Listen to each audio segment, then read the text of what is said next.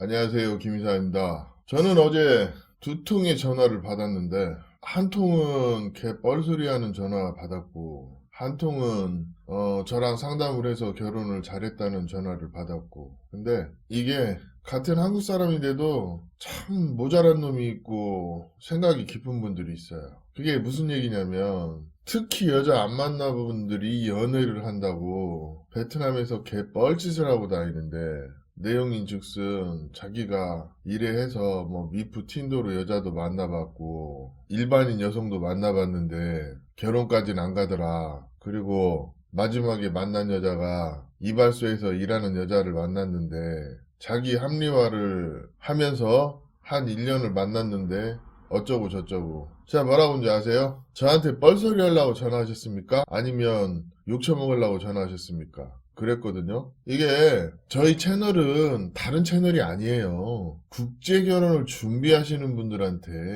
길잡이가 돼주고 싶은 거고, 그게 뭐 베트남 여자를 까기 위한 채널도 아니고 업체를 까기 위한 채널도 아니에요. 그냥 중립적으로 봤을 때 한국 사람들이 국제 결혼을 준비하는데 필요한 상담 이런 걸 지원하는 거지. 아니 뭐 들어보면 뭐 자기의 그 잘 모르는 스키마 어떤 배경 지식을 쌓기 위해서 선이 이렇고 후가 이렇고 그런 얘기를 하는데 대충 다 들어보면 뻘소리예요. 그런 소리. 그 뻘소리에 뻘짓하는 것은 그 나라님도 못 말려요. 결혼하고 상관없는 아무 뻘짓들. 뭐 놀러 다니고 여자랑 거시기 하고 그럼 좋죠. 그게 연애인가요? 물론 그것도 연애의 한 부분일 수 있지만 베트남에서 결혼하는 사람들은 보통 결혼할 남자라 생각이 되면 먼저 처갓집에 데리고 가서 부모님의 승낙을 얻고 교제를 하든 결혼을 하든 그게 일반적이다. 제가 몇 번을 말씀드려요. 근데 처갓집 문턱도 안 가본 사람들이 혼자 김칫국 마시듯이 그런 상황에 있는 그게 뻘짓이 뭐예요? 나는 이 뻘짓 상담은 안 해줘요. 뻘짓은 상담의 요건이 성립이 되지 않으니까 이런 그 개인사, 특히 연애사 얘기하실 분들은 연락 주지 마세요. 이거는 상담이 아닙니다. 하소연이지. 그런 건 듣고 싶지도 않아요. 자, 그리고 두 번째. 어제 연락 오신 분이 하도 오랜만에 연락 오니까 제가 기억이 없어요. 상담을 너무 많이 하니까. 그래서 목소리 들으면 기억이 날 것 같아서 통화를 굳이 하자고 했습니다. 그래서 한 20분 정도 통화했어요. 근데 이분이 있었던 일은 지인을 통해서 여자를 소개를 받았어요. 근데 여자가 좀 이상해. 그래서 그거 판단하는 기준으로 하려고 저한테 연락을 하신 거예요. 그래서 제가 생각할 때, 아, 그 여자는 텄네요. 제 생각에는 안 하고 그냥 다른 여자를 만나시든지 아니면 업체로 가서 진행을 하셔라. 그러면서 헤어지는 것을 권유를 했던 적이 있거든요. 그러고 나서 한 3개월 후에 업체 통해서 진행을 했고 이번에 혼인신고까지 마쳤다는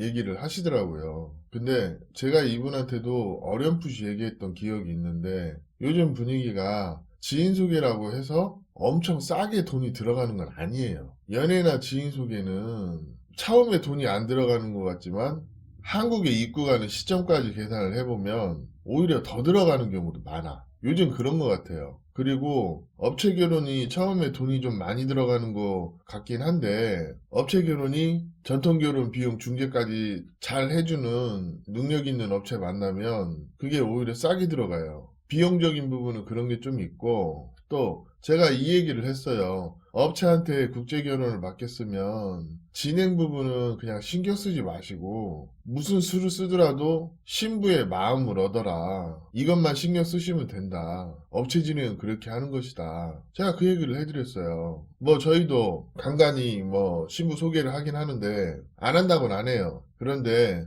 뭐 케이스가 많지 않고 또 저희는 괜찮은 신부가 있으면 소개하고 없으면 안 한다. 뭐 이런 주의이기 때문에 신랑들도 그런 마음으로 결혼하는 게 어떤가 싶어요. 업체 결혼하러 가면 7, 80%는 결혼하고 와요. 근데 업체 결혼의 단점이 어떤 게 진짜고 어떤 게 가짜인지 구분하기가 어려워. 이 부분은 현명한 매니저들은 어떤 길잡이가 돼주기도 하고 그러는데 신랑 자체가 현명하게 판단을 하려고 노력을 많이 해야 됩니다. 그리고 전화 오신 분도 제가 카톡 프로필을 봤는데 그냥 신부가 예쁘네요 하고 말았어요. 일반적인 한국 남자들이 원하는 업체 결혼 방식입니다. 다른 거 다 필요 없고 신부 예쁘면 된다. 그런 게 굉장히 강해요. 근데 사실은 결혼은 신부 외모도 중요하지만 성격, 그 다음에 집안 환경도 굉장히 중요합니다. 저 같으면 초혼인데 가난한 집 여성 만날래?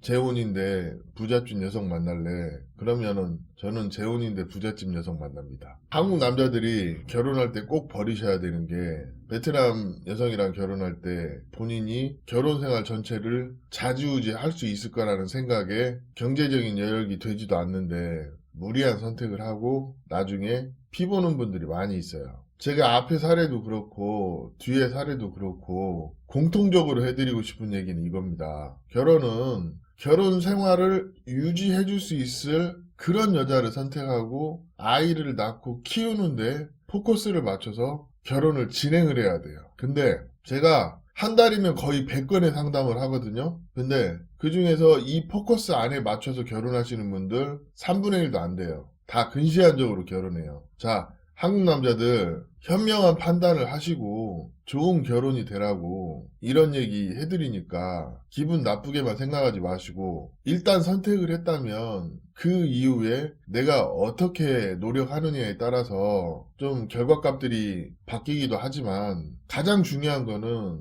처음 선택을 정말 잘해야 돼요. 이 국제결혼을 시작하는데 어떤 선택을 하는데 여기에 필요한 상담은 지원해드리고 있지만 상식박해 무슨 정상적인 케이스도 아닌 걸 가지고 정상이라고 생각하고 그 안에서 해법을 찾는 분들은 빨리 포기하세요. 결혼해도 문제입니다. 경험이 그래요. 그러고 진심으로 하는 얘기인데 국제결혼 시작하실 때 내가 준비가 돼 있으면 어떤 여자를 만나도 성공할 확률이 높습니다. 그게 사실입니다. 국제결혼 준비, 국제결혼의 선택, 국제결혼의 컨설팅, 저희 채널은 이런 얘기를 하는 채널이에요. 이런 국제결혼 준비에 관한 상담은 제가 얼마든지 해드리고 있으니까 언제든지 연락 주십시오. 오늘 이야기는 여기까지 하겠습니다. 감사합니다.